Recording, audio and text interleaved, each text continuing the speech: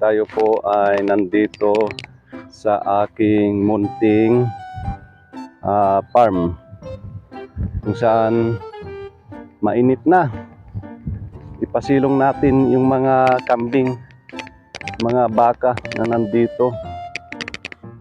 So ito po, papakita ko lang yung aking munting farm na nabili sa pamamagitan ng pagtitinda ng isda. Siyempre,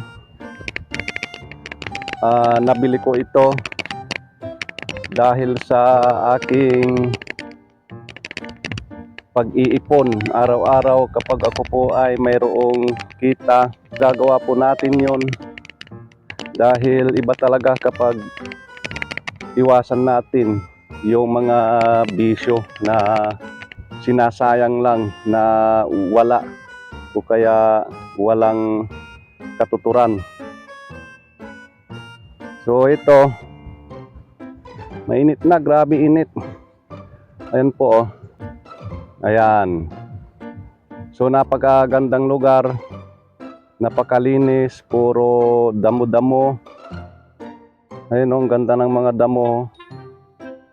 Simula doon sa may baka na yon hanggang doon sa gilid, meron ding nakabili doon na lote.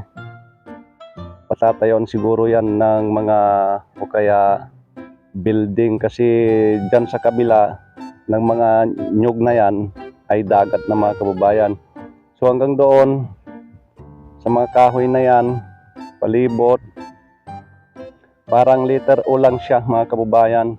Ayun yung mga kambing na nabili ko, mga baka na nilagay ko. So bago pa lang tayo na paparami ng mga kambing, ngayon sila. Yan. Mainit na yung mga kambing, kailangan na natin silang ipabilid doon sa lilim. Yan. Ito po ay 2 hectares mahigit na pinaglalagyan namin ng mga kambing. Yan, munting farm ni Kuya Ray. Yan, ito po ay nabili ko,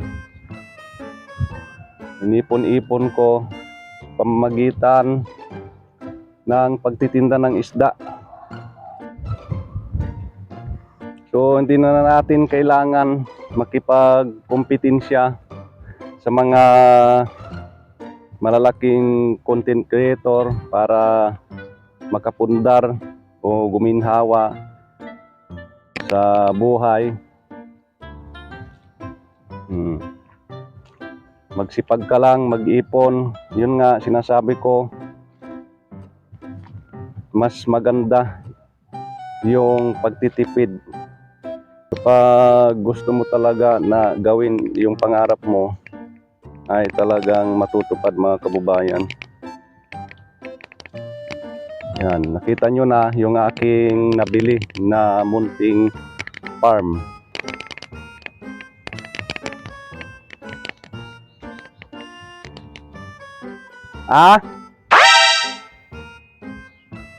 Honong.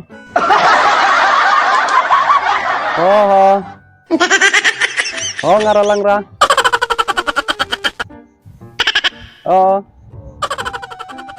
Ay, traktor yun ninyo? Sige. Iuli ko ng mga kanding nga ra. Ilang ani ako magpastolya. Oo. Ay, narutagana kay ba ninyo? Galiro tag-ana, mga kababayan. Sorry. Hindi po akin ito, mga kababayan. Yok.